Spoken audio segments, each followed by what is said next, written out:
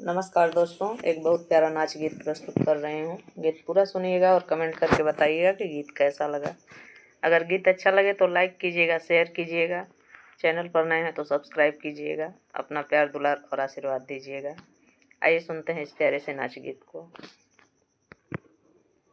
ये दोनों नैना हजारी बलम अलमारी में रखी दा। ये दोनों नैना हजारी बलम अलमारी में रखी दा। ये दोनों नैना बगियावा में गईल। ये दोनों नैना बगियावा में गईल। मलिया से कैली यारी बलम अलमारी में रखी दा। मलिया से कैली यारी बलम अलमारी में रखी दा। ये दोनों नैना हजारी बलम अलमारी में रखी दा। ये दोनों नैना कुआनवा पे गईल।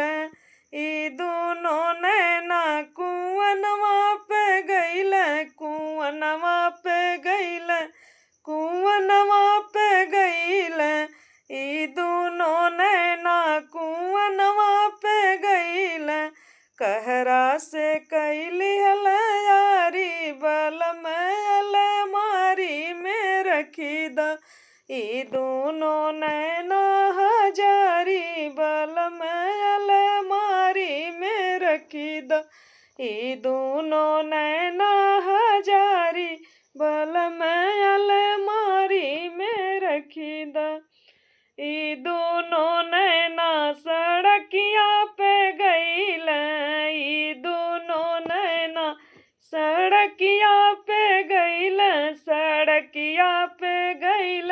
सड़किया पे गईल।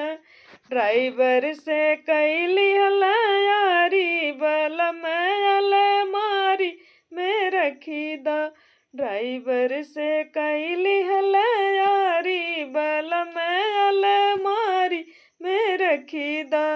ये दोनों नैना हजारी बलम अलमारी में रखी दा।